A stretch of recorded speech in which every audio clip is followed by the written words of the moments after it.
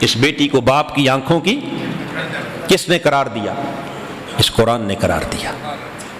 اور پھر یہی تک نہیں، تاجدار کائنات سے پوچھو، صحیح مسلم کو اٹھا لیں، حضرت انس بن مالک روایت کرتے ہیں میرے آقا نے فرمایا کہ جو شخص اپنی 2 بیٹیوں کی پرورش کرے گا، انہیں پڑھائے گا، لکھائے گا، تعلیم تربیت اور ان کا نکاح کر کے انہیں باعزت گھر رخصت کر دے گا، فرمایا وہ قیامت کے دن مجھ محمد کے ساتھ ایسے کھڑا ہوگا جیسے 2 انگلیاں اکٹھی کھڑی۔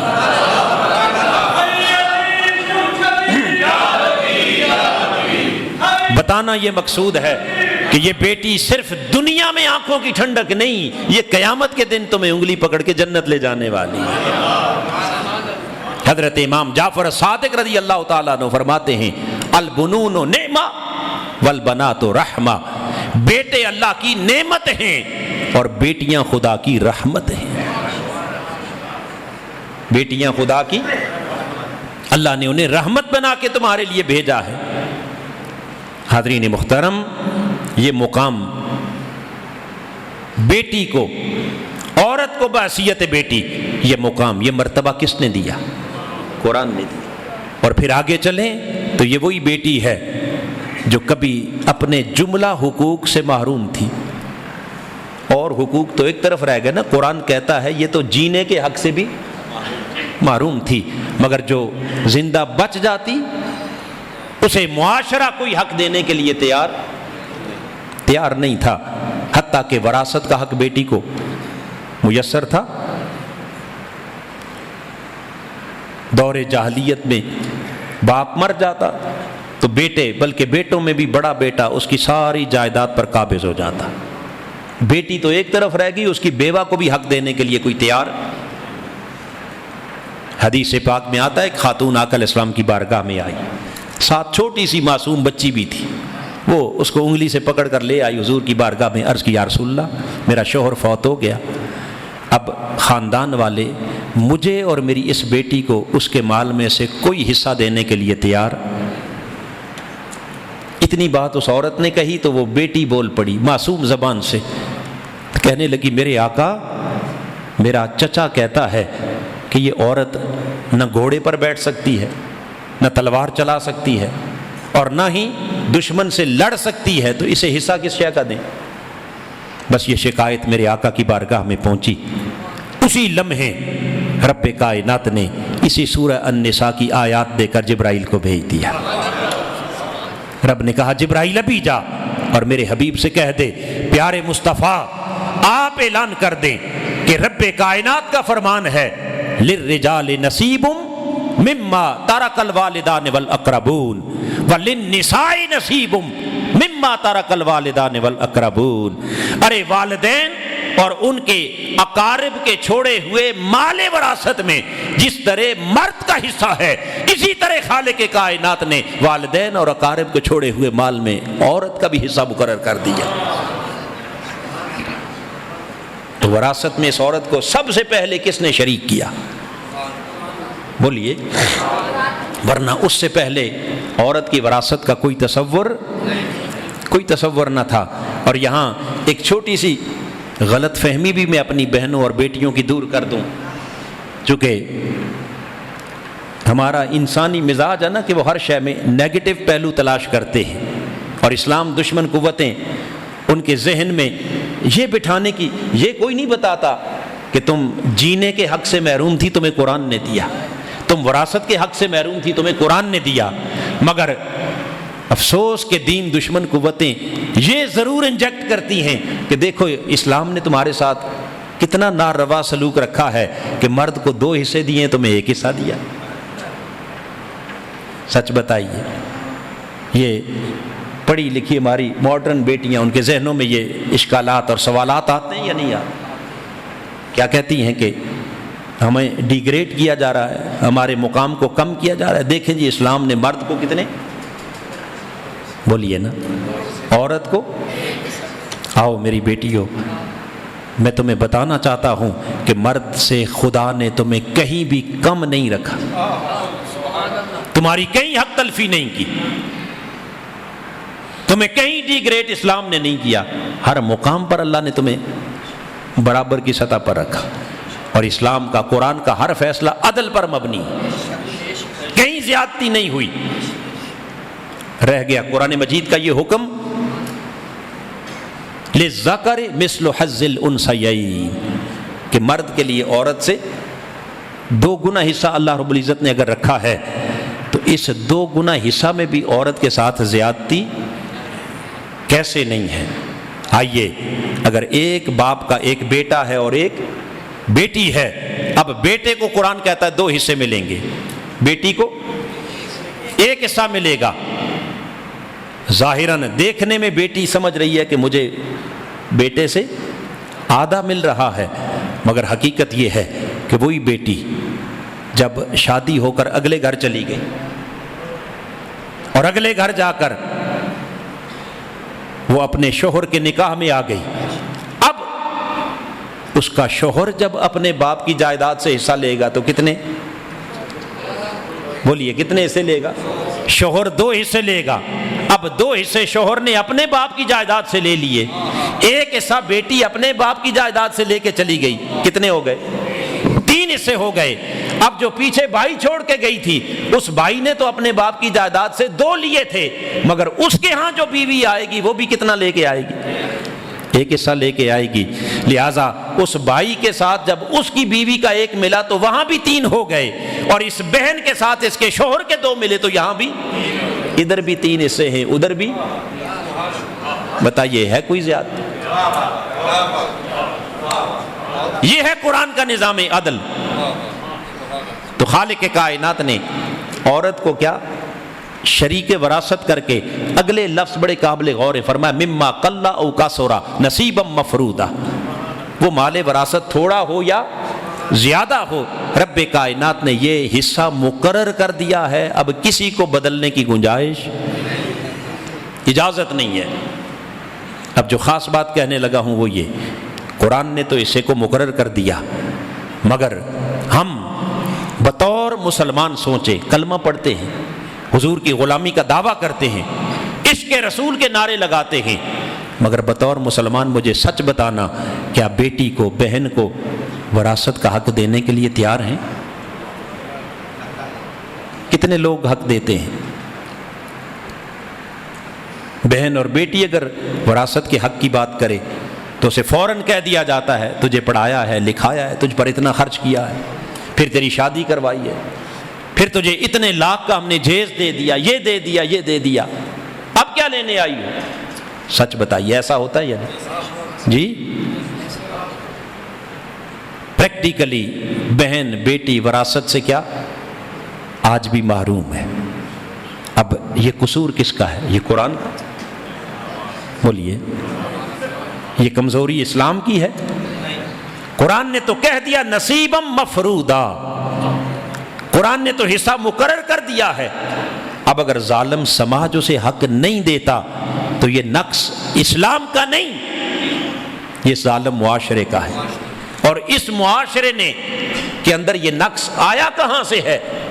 ذرا اس بیماری کی تھوڑی سی تشخیص بھی تو ہونی چاہیے نا، چونکہ 2 صدیوں تک برے صغیر کا مسلمان انگریز کی غلامی میں رہا، یہاں ایک جوائنٹ کلچر تھا، ہندو بھی تھے، سکھ بھی تھے، عیسائی بھی تھے، تہذیبیں مل کر رہتی تھیں، اور جب غلامانہ ذہن کے ساتھ آپ مختلف تہذیبوں کے ساتھ مل کے رہ رہے ہو تو پھر بہت ساری بری رسمیں دوسرے مذاہب کی اور دوسری تہذیبوں کی بھی آپ کے مذہب میں اور آپ کی تہذیب میں شامل ہو جاتی ہیں۔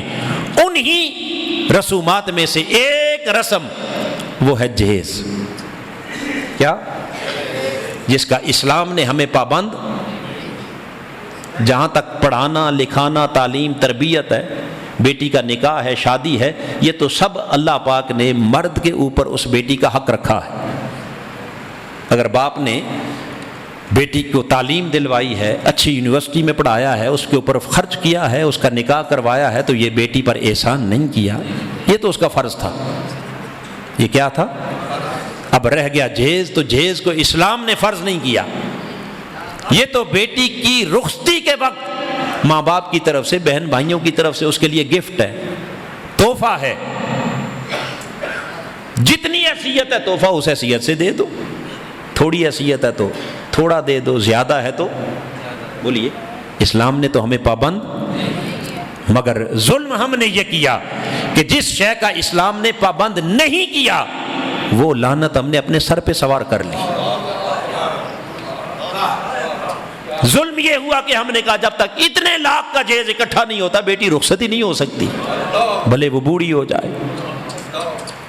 غریب باپ جہیز اکٹھا کرتے کرتے بیٹی کے بال سفید کر دیتا ہے، مگر وہ اپنے نکاح کے حق سے بھی کیا محروم رہتی ہے۔ ارے لوگوں، جس شے کو قرآن نے فرض نہیں کیا اس کو ہم نے نہ جانے یہ رسم کہاں سے اٹھائی اور اپنے اوپر فرض کر لی، اور جسے قرآن نے نصیبا مفروضا، خدا نے جو حصہ مقرر کر رکھا ہے، اس جیز کی آڑ میں وہ حصہ دینے کے لیے ہم تیار، ہم کہنے کو مسلمان ہیں مگر قرآن کے احکام کو ماننے کے لیے تیار نہیں، لہذا انکار کر دیا جاتا ہے، جی جیز جو دے دیا اب تیرا وراثت میں کوئی حصہ۔ قرآن نے کہا مما قل او کثر، یہ مال وراثت تھوڑا ہو یا زیادہ، وہ کروڑوں کا ہو تب بھی، اور وہ اگر قلہ، اس کی تفسیر میں آئمہ مفسرین نے اور فقہا نے بیان کیا کہ گھر کے برتنے کے جو برتن ہیں، استعمال کے برتن ہیں، بستر ہیں، ضرورت کی جو چیزیں ہیں، اگر وہ بھی کوئی شخص اپنے پیچھے اپنی وراثت میں چھوڑ کے جاتا ہے تو ان چھوٹی چھوٹی چیزوں میں بھی عورت مرد کے ساتھ اسی طرح وراثت میں شریک۔ یہ اللہ نے حصہ مقرر کیا ہے، اس کا کوئی شخص بھی انکار نہیں کر سکتا۔ حاضرین محترم، آؤ ان بری رسومات سے جان چھڑا کر اس قرآن کی طرف، جو قرآن قدم قدم پر تمہارے لیے راستہ آسان بنا رہا ہے، یہ راستے کی سب رکاوٹیں دور کیے جا رہا ہے، اور یہ تو وراثت کا حق ہے۔ پھر رائے دہی کا حق، اسلام سے پہلے میں نے عرض کیا نا کہ عورت کی نکیل مرد کے ہاتھ میں ہوتی، جہاں چاہتا اسے ایک بھیڑ بکری کی طرح باندھ کے آ جاتا۔ نکاح کے بندھن میں باندھنے سے پہلے بیٹی سے کون پوچھتا تھا؟ اس کی رائے کی کوئی اہمیت نہیں تھی۔ اسلام نے کہا بیٹی جوان ہو جائے، بیٹا جوان ہو جائے، بلوغت کی عمر کو پہنچے، نکاح کا وقت آئے تو اس جوان بیٹے سے بھی رائے لی جائے اور اس بیٹی سے بھی، بولیے، اس کی رائے کا احترام کیا جائے۔ مگر میں نے کہا نا کہ ہمارے اندر نہ جانے کیا کیا بری رسمیں اس معاشرے میں آ گئیں کہ ادھر بیٹی پیدا ہوتی ہے، ادھر کہیں سے دادی آ گئی، نانی آ گئی، پھوپھی آ گئی، خالہ آ گئی، کسی نے آ کر انگوٹھی پہنا دی، کسی نے آ کر دھاگا باندھ دیا، کسی نے اس کو کسی کے نامے لگا دیا۔ جب وہ بلوغت کی عمر کو پہنچی، شادی کا وقت آیا تو اب بیٹے کا ذہن کچھ اور ہے، بیٹی کا ذہن کچھ، وہاں بعد المشرقین ہے۔ اب یہ ظالم سماج اپنی جھوٹی انا اور جھوٹی عزت کے لیے اب جبرن دونوں کو جوڑنا چاہتے ہیں۔ جب وہ دونوں جڑنے کے لیے تیار نہیں، تو جب زبردستی جوڑا جاتا ہے تو نتیجہ یہ ہوتا ہے کہ وہ جوڑا زیادہ دیر چل، اس سے کئی خرابیاں پیدا ہوتی ہیں، کئی فتنے اور فسادات پیدا ہوتے ہیں، اور پھر کچھ ہی عرصے کے بعد کیا وہ رشتہ، جب رشتہ ایک رشتہ ٹوٹتا ہے نا تو اس ایک رشتے کے ساتھ کئی اور رشتے بھی ٹوٹ جاتے ہیں۔ یہ ظلم کس کی طرف سے ہے؟ یہ کیا قرآن نے ہمیں حکم دیا؟ آئیے اللہ کے نبی کی سنت دیکھیے۔ میرے آقا نے جب سیدہ کائنات کو رخصت کیا نا، وہ سیدہ جن کا رشتہ اللہ نے عرش پر طے کیا تھا اور جن کا اعلان اللہ کے حبیب نے فرش پر کیا تھا، جب خدا مصطفیٰ فیصلہ کر لے تو پھر تو کسی کو دوسری رائے کا اختیار نہیں رہ جاتا۔ مگر اس کے باوجود جب سیدہ کائنات کو حضور رخصت کر رہے ہیں تو آپ اپنی بیٹی سے پوچھتے ہیں اما تردینی، اے فاطمہ کیا تو راضی نہیں؟ انی زوجتک، میں نے تیرا نکاح ایک ایسے شخص سے کیا، اقدم امتی سلامن، جو میری امت میں اسلام میں سب سے مقدم ہے، وَأَكْثَرُهُمْ عِلْمًا، جو علم میں سب سے زیادہ اونچے مقام پر ہے، وَأَكْثَرُهُمْ حِلْمًا، اور جو حلم اور بردباری میں بھی سب سے اعلیٰ ہے، جو اسلام میں مقدم ہے، علم میں، حلم میں، ہر شے میں اعلیٰ، اس شخص سے تیرا نکاح کر رہا ہوں۔ اما تردینی، اے بیٹی کیا ابھی بھی راضی نہیں؟ اب بیٹی کے راضی نہ ہونے کا تو وہاں امکان ہی کوئی نہیں، وہ تو راضی، خدا رسول کی رضا پر راضی نہیں تو کس پر راضی؟ مگر اما تردینی کے لفظ قیامت تک امت کو ایک پیغام دے رہے ہیں، میرے آقا اپنا اسوہ حسنہ دے رہے ہیں کہ میرے غلاموں، جب بیٹی کو رخصت کرنے لگو تو اس کو جبری باندھ کے رخصت نہ کرنا، اس کی رائے کا احترام کرنا۔ ماں باپ کو چاہیے کہ وہ بیٹوں بیٹیوں کی رائے کا احترام کریں، اور جوان بیٹے اور بیٹیاں بھی سن لیں کہ اگر ماں باپ تمہاری رائے کا احترام کریں تو پھر حق تمہارا بھی ہے کہ تم بھی اپنے والدین کی اچھی رائے کا کیا کرو۔ تو اولاد اپنے والدین کی رائے کو مقدم رکھے اور والدین اپنی جوان اولاد کی رائے کو مقدم رکھے۔ جب دونوں ایک دوسرے کی رائے کا احترام کریں گے اور باہمی انڈرسٹینڈنگ کے ساتھ اپنے معاملات کو طے کریں گے تو پھر رب کی عزت کی قسم یہ معاشرہ دوزخ کی آگ میں جلنے کے بجائے یہ معاشرہ جنت نظیر معاشرہ بن جائے، پھر رشتوں میں استحکام آئے گا، پھر نفرتیں نہیں، پھر محبتیں بکھریں گی، پھر محبتوں کی خوشبوئیں بکھریں گی، پھر معاشرے میں آپ کو ہر طرف خوشیاں ہی خوشیاں نظر آئیں گی۔ یہ جو پریشانیاں یہ ہم نے خود اپنے اوپر سوار کر رکھی ہیں۔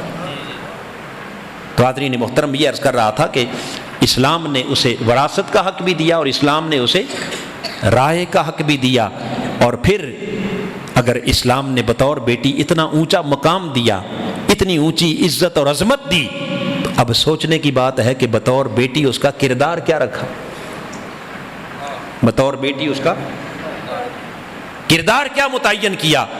آؤ، یہ ایک بڑا وسیع سبجیکٹ ہے کہ بیٹی کا مقام کیا ہے اور اس کا کردار، مگر میں 2 جملوں میں اس کردار پر روشنی ڈالنا چاہ رہا ہوں۔ اے دختر اسلام، جب قرآن نے تجھے اپنے والدین کی آنکھوں کی ٹھنڈک قرار دیا ہے، اسلام نے تجھے اپنے ماں باپ کے لیے رحمت قرار دیا ہے، تو آ جا، اب تیرا کردار کیسا ہونا چاہیے؟ تو اپنے عمل سے، اپنے کردار سے، اپنی سیرت سے اور پریکٹیکلی اس حقیقت کو خود ثابت کر دے کہ میں واقعی اپنے ماں باپ کی آنکھوں کی ٹھنڈک ہوں۔ اب تو آنکھوں کی ٹھنڈک بن کے دکھا، اب تو اپنے والدین کے لیے رحمت بن کے دکھا، اور تیرا عمل یہ ثابت کرے کہ تو اپنے والدین کے لیے زحمت نہیں، پریشانی کا باعث نہیں، بلکہ کیا، رحمت کا باعث ہے، ان کی آنکھوں کی ٹھنڈک ہے۔ مقصد کیا کہ تیرا کردار اتنا اعلیٰ ہونا چاہیے، تیری سیرت اتنی اعلیٰ ہونی چاہیے، تیرے اخلاق اتنے اعلیٰ ہونے چاہیے، ارے تیرا طرز زندگی اتنا پاکیزہ ہونا چاہیے، تیری شخصیت اتنی بے داغ ہونی چاہیے کہ تو جہاں رہے، جس ماحول میں رہے، جس معاشرے میں رہے، مشرق میں رہے یا مغرب میں رہے، تو کسی کالج میں ہے، کسی یونیورسٹی میں ہے، کسی آفس میں ہے، کہیں بزنس کر رہی ہے، کہیں جاب کر رہی ہے، حتیٰ کہ شادی ہو کے اپنے سسرال چلی گئی ہے، جہاں رہے کردار اتنا اونچا رکھ کہ ہر جگہ سے تیرے ماں باپ کو ٹھنڈی ہوا اپنے والدین کا سر فخر سے بلند کر دے۔ کوئی ایسا کام نہ کرنا کہ جس سے تیرے باپ کا سر ذلت سے، رسوائی سے، شرمندگی سے جھک جائے۔ بیٹی جب تجھے ٹھنڈک کہہ دیا ہے تو پھر ٹھنڈک بن کے دکھانا، تجھے رحمت کہہ دیا ہے تو پھر رحمت بن کے دکھانا۔ اب ان کے لیے باعث رسوائی نہ بننا، باعث عزت بننا۔ تو جس ماحول میں، جس سوسائٹی میں رہے، وہاں سے تیرے والدین کو عزت کا پیغام آئے، شاباش کا پیغام آئے، اور وہ فخر کے ساتھ معاشرے میں سر اٹھا کے چل سکے۔ یہ کردار ہے بطور بیٹی کے۔ اور پھر حاضرین محترم، یہ تو ابھی ایک حیثیت ہم نے بیان کی ہے عورت کی، کتنی باقی ہیں؟ اونچا بولیے، 3۔ آئیے دوسری حیثیت اگر لے لیں عورت کی بطور بہن کے، تو بہن کو اسلام نے مقام کیا دیا؟ جامع ترمذی کی حدیث ہے، آقا علیہ السلام نے سیم وہی لفظ استعمال کیے، فرمایا جس نے 2 بہنوں کی پرورش کی، ان کی تعلیم، تربیت اور ان کے نکاح تک انہیں گھر رخصت کیا، میرے آقا نے فرمایا وہ قیامت کے دن میرے ساتھ ایسے ہوگا جیسے 2 انگلیاں۔ گویا تاجدار کائنات نے بتا دیا کہ بیٹی بھی تمہارے لیے جنت میں جانے کا ذریعہ ہے، اور بہن بھی تمہارے لیے۔ ان بیٹیوں اور بہنوں کو اپنے اوپر بوجھ نہ سمجھنا، یہ تمہارے لیے جنت کا راستہ آسان کرنے والی ہیں۔ اور پھر خود میرے آقا نے اپنی سیرت سے، اپنے کردار سے جو پیغام دیا، آؤ، میرے آقا کی کوئی سگی بہن تو نہیں تھی مگر حلیمہ سعدیہ کی بیٹی، حضور کے ساتھ دودھ پینے والی آپ کی رضائی بہن حضرت شیمہ رضی اللہ تعالیٰ عنہ جب آپ سے ملنے آئیں اور اپنے قبیلے کے قیدی چھڑانے کے لیے حضور کی خدمت میں آئیں، تو ساری کائنات کے تاجدار نے کھڑے ہو کر اپنی بہن کا استقبال کیا، اور نہ صرف استقبال کیا بلکہ میرے آقا نے اپنی چادر مبارک، اپنی کالی کملی اتار کر اس بہن کی عزت افزائی کے لیے اس بہن کے قدموں میں بچھا دیا، اور بتا دیا کہ محمد مصطفیٰ ایک بہن کو کتنی عزت دیتے ہیں۔ یہ تو اس بہن کی عزت افزائی ہے، یہ تو بہن کا وہ مقام ہے جو اس اسلام نے دیا، قرآن نے دیا، میرے آقا نے دیا۔ اب ذرا 2 جملوں کے اندر ہم اس کو بھی بیان کر دیں کہ اگر مقام یہ ہے تو پھر کردار کیا ہونا چاہیے۔ میں نے پہلے عرض کیا کہ ان میں سے ہر جہت اور عورت کا ہر روپ ایک الگ پورا مضمون ہے، مگر چونکہ وقت اپنے آخری مراحل میں داخل ہو چکا ہے تو میں اس لیے 2 جملوں میں آپ کو بس عظمت تو سمجھ آ گئی کہ جس کے لیے اللہ کا نبی اٹھ کے کھڑا ہو جائے اور جس کے قدموں میں حضور اپنی کملی بچھا دیں۔ یہ شان ہے بہن کی، اور کردار پوچھنا ہے تو آؤ ذرا سرزمین کربلا پر چلو، جہاں نواسۂ رسول، جگر گوشۂ بطول، لخت جگر مصطفیٰ اور نور نظر فاطمہ الزہرا، امام عالی مقام سیدنا امام حسین، سرزمین کربلا پر جہاں ظلم کے طوفان ہیں، آندیاں ہیں، جبر کے پہاڑ ٹوٹ رہے ہیں، اس میدان کربلا کے اندر امام عالی مقام کی بہن حضرت سیدہ زینب نے اس مشکل گھڑی میں بھی اپنے بھائی کو تنہا نہیں چھوڑا، اقامت دین کی جد و جہد میں، الہ کلمت الحق کی جد و جہد میں، وہ بہن جو عظیمت کا، استقامت کا پہاڑ بن کے اپنے بھائی کے ساتھ شانہ بشانہ کھڑی رہی، ان کے حوصلے بلند کیے، اور پھر صرف یہی نہیں کہ ساتھ کھڑی رہی بلکہ قربان جائیں سیدہ زینب تیری وفاؤں پر کہ جس نے اپنے جگر کے ٹکڑے بھی لا کر اپنے بھائی حسین کے قدموں پر نثار کر دیا۔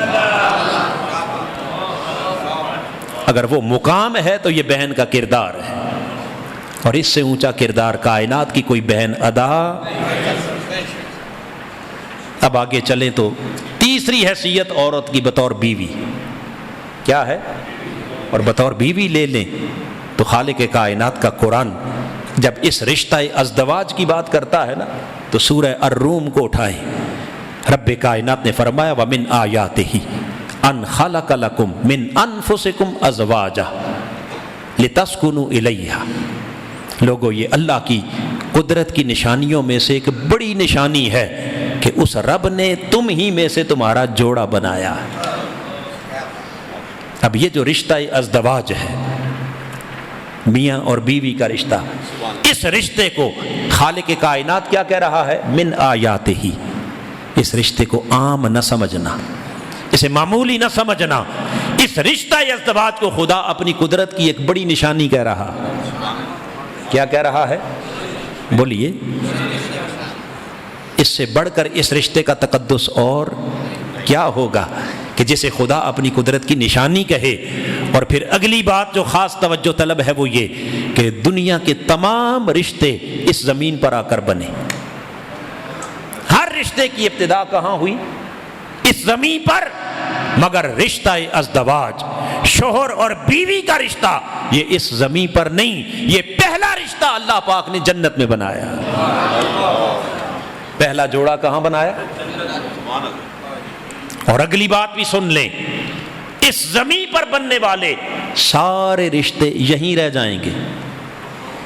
یہ سب رشتے بولیے ادھر ہی رہ جائیں گے، مگر وہ رشتہ ازدواج، شوہر اور بیوی کا وہ رشتہ جس کی ابتدا جنت سے ہوئی تھی، یاد رکھ لو کہ جب انتہا اور اینڈ کرنے کا وقت آئے گا تو یہ رشتہ جنت سے آیا ہے، جنت تک ساتھ جائے گا۔ یہ رشتہ جنت تک۔ قرآن مجید کی سورہ زخرف کو اٹھائیے، اس کی آیت نمبر 70 میں خالق کائنات نے فرمایا ادخلوا الجنہ انتم وازواجکم، اہل ایمان سے خدا کہے گا آج تم بھی جنت میں داخل ہو جاؤ، تمہاری بیویاں بھی جنت میں داخل ہو جاؤ۔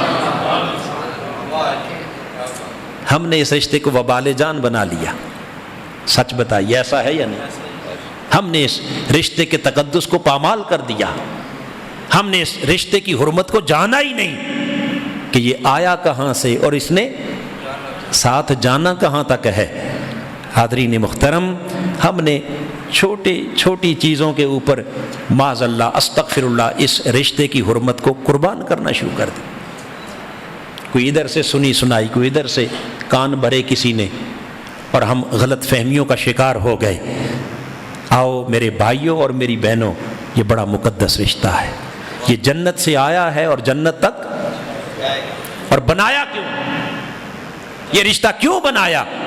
فرمایا لتسکنوا الیہا، یہ بنایا اس لیے تاکہ تم سکون پا سکو، تم ایک دوسرے سے۔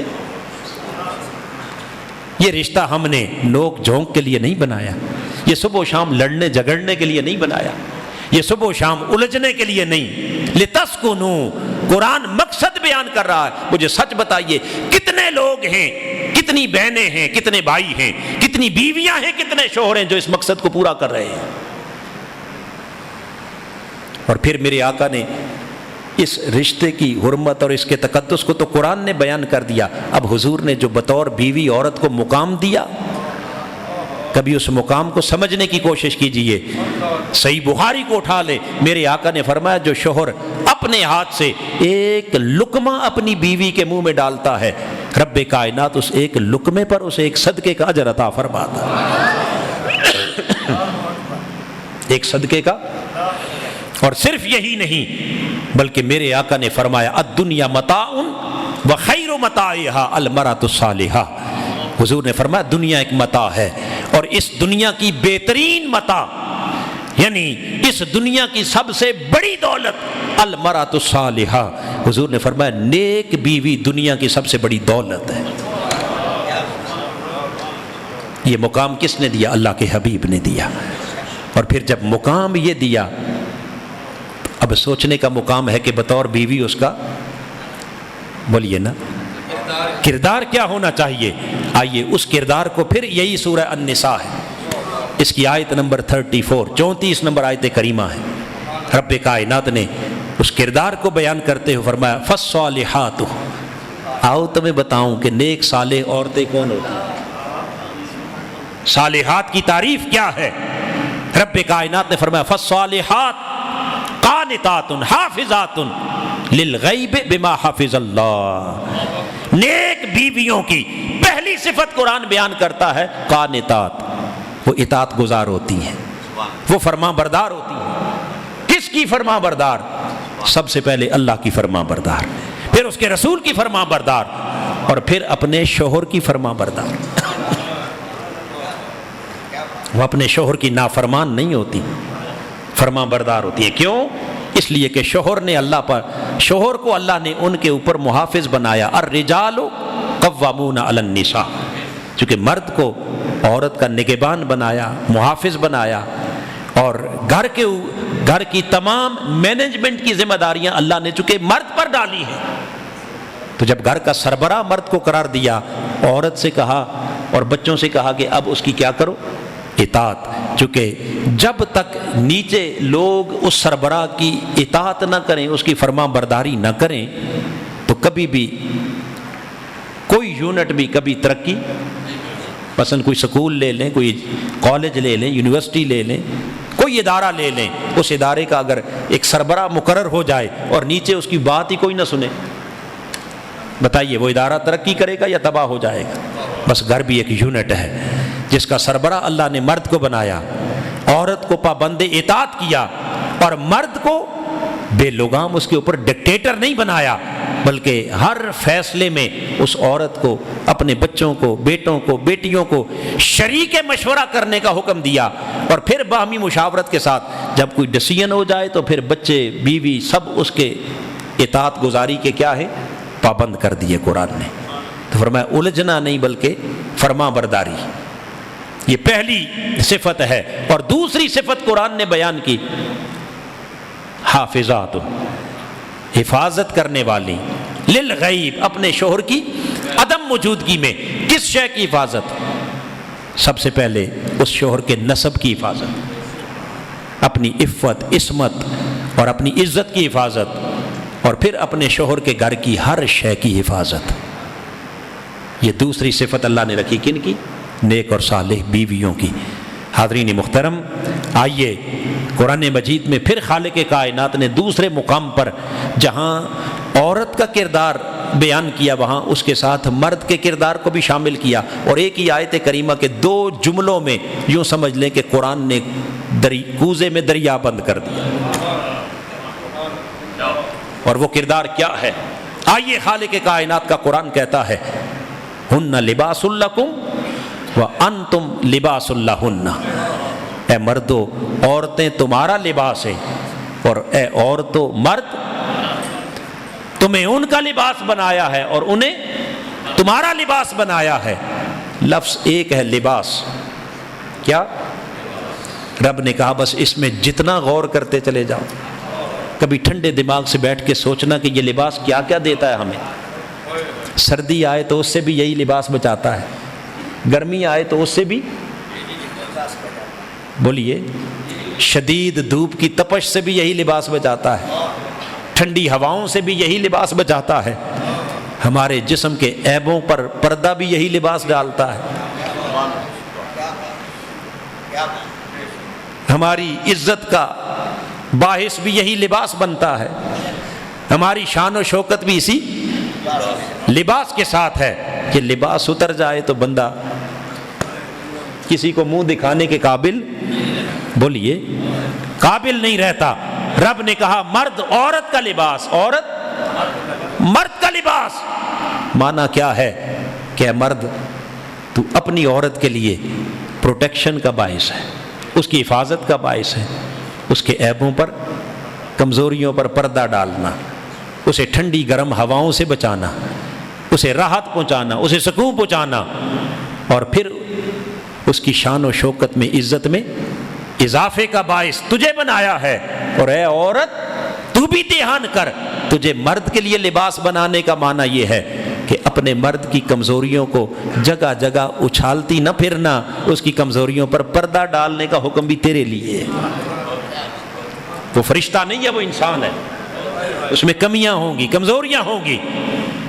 تو جہاں بیٹھے تیرا فیوریٹ سبجیکٹ ہی یہ ہو کہ میرا شوہر ایسا کرتا ہے، میرا شوہر ایسا کرتا ہے، اس نے یہ کر دیا، اس نے یہ کر دیا، ایک بیٹھی دوسرے کے ساتھ، دوسری بیٹھی، فرمایا یہ تمہارا سبجیکٹ نہیں بلکہ لباس لکم وانتم لباس لہن کا معنی یہ ہے کہ تم نے ان کے کمزوریوں پر کیا، گھر کی بات گھر میں رہنے دینی، اسے گلی محلے میں لے کے نہیں جانا، تم نے اس مرد کو اپنے طرز عمل سے اسے ٹھنڈی گرم ہواؤں سے بچانا ہے، اس کی حفاظت کرنی ہے، اسے عزت دینی ہے، اس کے وقار میں، اس کی تمکنت میں اضافہ کرنا ہے۔ عورت تیرے لباس ہونے کا معنی یہ ہے کہ تیرے سر پر تیرا شوہر سر اٹھا کے چلے گا، اور اے مرد تیرے لباس ہونے کا معنی یہ ہے کہ تیری وجہ سے تیری عورت معاشرے میں عزت کے ساتھ چلے گی۔ اگر یہ دونوں کردار ادا کرنے لگ جائیں، مجھے سچ بتائیے کیا معاشرہ دوزخ کی آگ میں جلے گا یا جنت کی ٹھنڈی ہوائیں آئیں گی؟ آؤ میرے بھائیوں، کبھی بطور شوہر بن کے اپنے اندر جھانک کے دیکھنا کہ میں کتنا لباس کا کام کرتا ہوں، اور میری بہنوں تم بھی ذرا اپنے اندر جھانک کے دیکھو کہ میں بطور بیوی اپنے مرد کے لیے لباس کا کردار کتنا ادا کر رہی ہوں۔ چونکہ ہم نے اپنا کردار مرد نے بھی چھوڑ دیا، عورت نے بھی، نتیجہ یہ ہوا کہ ہمارا گھر، ہمارا معاشرہ ایک جنگ کا سما بن گیا۔ ہر روز نئے نئے الجھاؤ پیدا ہو گئے، نئی نئی الجھنیں، لڑائیاں، جھگڑے چھوٹی چھوٹی بات کے اوپر، اور نتیجہ یہ ہوا کہ جب گھر دوزخ کی آگ میں جلنے لگا، اب اس کی تپش جب خاتون خانہ نے محسوس کی تو مرد کو پھر اللہ نے کچھ برداشت دی ہوتی ہے۔ عورت چونکہ اپنی فطرت کے اعتبار سے اس کا مادہ برداشت تھوڑا کم ہوتا ہے، لہٰذا وہ اس آگ کو بجھانے کے لیے پھر ہاتھ پاؤں جب مارتی ہے تو کبھی کسی بابے کے پاس چلی گئی، کبھی کسی عامل کے پاس چلی گئی، کہیں تعویذ لکھوانے چلی گئی، کہیں تعویذ نکلوانے چلی گئی، اور پھر ان جاہل عاملوں نے اپنا کاروبار چلانے کے لیے اور دکانداری چمکاتے ہوئے اس الجھن کو کم کرنے کے بجائے اور بڑھا دی۔ اب یہ کالے رنگ کا مرغا لانا ہے، یہ کالے رنگ کا بکرا لانا ہے، اتنا دینا ہے، یہ لگنا ہے، یہ ہونا ہے، فلاں فلاں فلاں فلاں۔ نتیجہ یہ ہوا کہ وہ گھر سنورنے کے بجائے مزید بگڑتا چلا جاتا۔ میرے بھائیوں، میری بہنوں، آؤ تمہارے مسائل کا حل کسی بابے کے پاس نہیں، تمہارے معاشرے کو جنت بنانے کا ضمانت کسی عامل کے پاس، کسی تعویذ گنڈے والے کے پاس، کسی جادو ٹونے والے کے پاس، یہ ضمانت تمہیں قرآن دے رہا ہے۔ پلٹ آؤ اس قرآن کی طرف، اس کی تعلیمات کو اپناؤ، اس قرآن کو اپنا طرز زندگی بنا لو۔ رب کی عزت کی قسم، اگلی جنت تو جب ملے گی سو ملے گی، خدا یہی گھر تمہارے لیے جنت بنا دے۔ میرے آقا نے فرمایا ایما امرات ماتت وزوجہا عنہا راد دخلت الجنہ۔ میرے آقا نے فرمایا کہ جس عورت کی موت اس حال میں واقعہ ہوئی کہ مرتے ہوئے اس کا شوہر اس سے راضی تھا، دخلت الجنہ، میرے آقا نے فرمایا اس عورت کو جنت میں جانے سے کوئی روک نہیں سکتا۔ میری بہنیں اور بیٹیاں سوچیں کہ ہم اپنے شوہر کی رضا کو کتنا مقدم رکھتی ہیں، اور اس رضا کو اللہ کے حبیب نے اس قدر مقدم رکھا ہے کہ میرے آقا نے فرمایا اے عورت، چونکہ تیرے شوہر کی رضا تیرے لیے جنت کی ضمانت ہے، لہٰذا اس کی رضا کا، اس کی مرضی کا اتنا خیال، اس قدر خیال رکھنا کہ اگر نفلی عبادت کا بھی ارادہ کرے تو اس نفلی عبادت سے پہلے بھی اپنے شوہر سے اجازت طلب کرنا۔ فرض میں تجھے اجازت لینے کی ضرورت، وہ اللہ کا حق ہے، مگر اس فرض کے علاوہ جب نفلی عبادت کرنا چاہے، رات کو مصلی پر کھڑا ہونا چاہے یا نفلی روزہ رکھنا چاہے تو اس میں بھی اپنے شوہر سے۔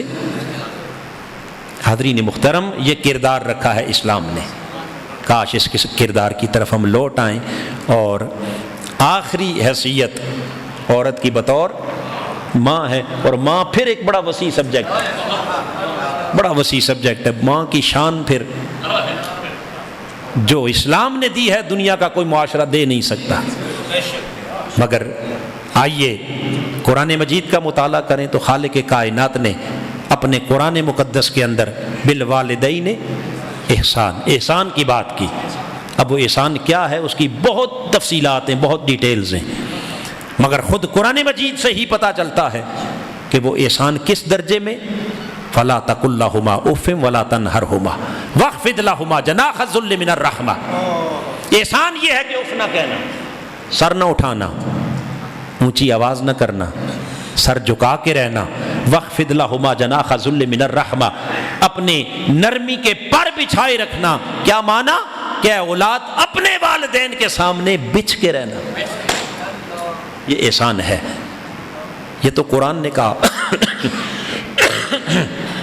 صحیح بخاری میں تاجدار کائنات سے پوچھا گیا یا رسول اللہ اس احسان کا زیادہ حقدار کون ہے؟ زیادہ حقدار؟ تو میرے آقا نے 3 بار پوچھنے والے صحابی سے کہا امو کا امو کا امو کا. پوچھتے ہو زیادہ حقدار کون ہے؟ تیری ماں تیری ماں تیری ماں. 4تھی بار جب اس نے پوچھا ثم من، پھر کون ہے؟ فرمایا ابو کا، تیرا باپ. گویا اس احسان میں بھی مرد کی نسبت 3 گنا زیادہ اہمیت خالق کائنات نے عورت کو دی. باپ کی نسبت ماں کو اہمیت دی. کیوں؟ اس لیے کہ تیری زندگی کے پہلے 3 مرحلے جن میں باپ شریک نہیں تھا وہ اذیتیں صرف ماں نے جھیلی ہیں. 9 مہینے جب بطن میں اٹھا کے وہ چلتی رہی، ان 9 مہینوں کی تکلیف میں باپ شریک، وہ تنہا ماں نے تکلیف اٹھائی ہے. جب پیدائش کا وقت آیا تو وہ ماں زندگی موت کی کشمکش سے گزری ہے، اس تکلیف میں بھی باپ شریک نہیں تھا. کون؟ ماں تھی. اور پھر 2.5 سال تک جب گود میں اٹھا کے دودھ پلایا، تجھے سنبھالا اور تیری صفائی ستھرائی کا اہتمام کیا، یہ بھی کس نے؟ باپ شریک نہیں تھا. تو چونکہ پیٹ میں اٹھانے کا مرحلہ آیا تو وہاں بھی تنہا ماں تھی، دودھ پلانے کا وقت آیا وہاں بھی تنہا، ولادت کا وقت آیا وہاں بھی تنہا. بولیے اس اذیت کو بھی ماں نے برداشت کیا.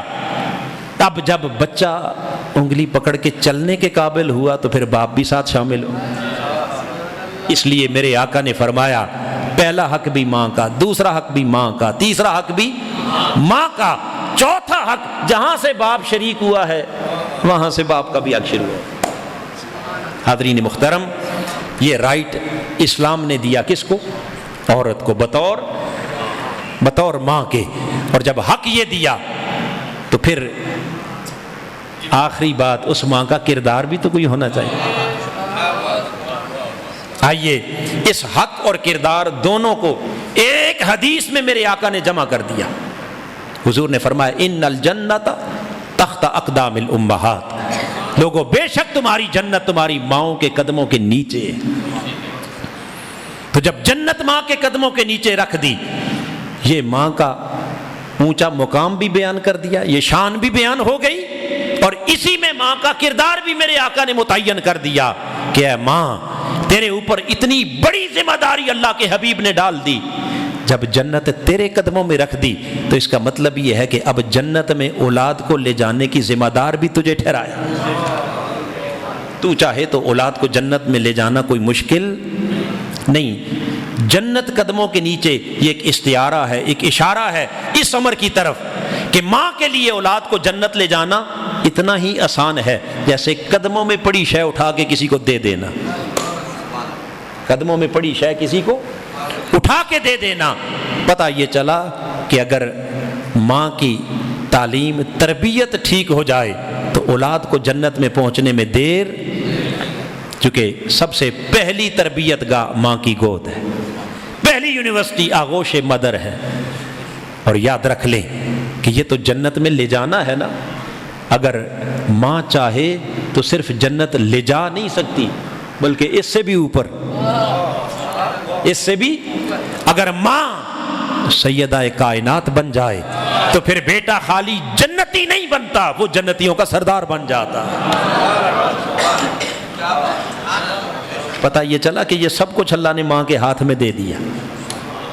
اور یہاں ایک خاص بات کہنے لگا ہوں، تاریخ کا مطالعہ کریں تو مولا کائنات سیدنا علی شیر خدا کرم اللہ وجہ الکریم، آپ کو خالق کائنات نے 18 بیٹے عطا کیے.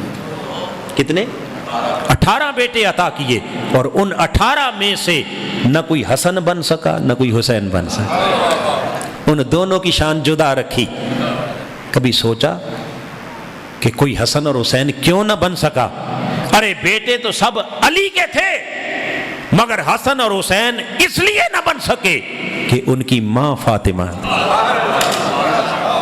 ان کی ماں بولیے سیدہ کائنات تھی. نہ فاطمہ جیسی ماں ہوگی نہ حسن حسین جیسا بیٹا ہوگا. حاضرین محترم، پتہ یہ چلا کہ ماں سنور جائے تو اولاد کو سنورنے میں دیر نہیں لگتی. اور میری بہنیں بیٹیاں اس پر دھیان کریں کہ اگر ماں بگڑ جائے تو باپ الٹا بھی لٹک جائے، وہ اولاد کو سنوار نہیں سکتا. چونکہ اصل سنورنے کا موقع یہ گود ہے. جب یہاں سے نکل کر وہ سینہ تان کے باپ کے آگے کھڑا ہو گیا، اب کیا کرے گا؟ اور ہماری پرابلم یہ ہے کہ جس وقت سنوارنے کا وقت ہوتا ہے ہم اس وقت لاڈ پیار میں بگاڑتے چلے جاتے ہیں، اور جب وہ باپ کے سامنے سر اٹھا کے آنکھیں دکھاتا ہے اس وقت پھر ماں بھی روتی ہے، باپ بھی مانتے نہیں جی، فرما برداری نہیں کرتے جی، بچے گستاخ ہو گئے. آؤ میرے بھائیوں میرے بہنوں، سنوارنے کا وقت وہ نہیں جب ہم ان سے اچھی توقع کرتے ہیں. سنوارنے کا وقت وہ ہے کہ جب وہ تمہارے گود میں پل رہے ہوتے ہیں، وہاں انہیں باوضو دودھ پلانا، وہاں انہیں پاکیزہ رزق دینا، وہاں انہیں لا الہ کی لوریاں سنانا، وہاں انہیں تاجدار کائنات کی ذات اقدس پر درود پڑھ کے سینے سے لگانا. یہ وقت ہے ان کی تربیت کا. پھر وہ کبھی بھی مشرق میں ہو یا مغرب میں ہو، وہ بڑی سے بڑی یونیورسٹیوں میں چلے جائیں، جس ماحول میں چلے جائیں، پھر وہ آپ کو آنکھیں نہیں دکھائیں گے، وہ سر جھکا کے رہیں گے. اس لیے کہ ان کی تربیت کہاں سے ہوئی؟ ماں کی. یہ کردار ہے ماں کا. آؤ اگر مائیں کردار ادا کرنے والی بن جائیں تو میں نے عرض کیا کہ معاشرے کو سنورنے سے روک کوئی نہیں سکتا. خلاصہ یہ ہے کہ اگر ایک مرد سنور جائے تو ایک شخصیت سنورتی ہے، اور اگر ایک عورت سنور جائے ایک شخصیت نہیں ایک گھر سنور جاتا ہے.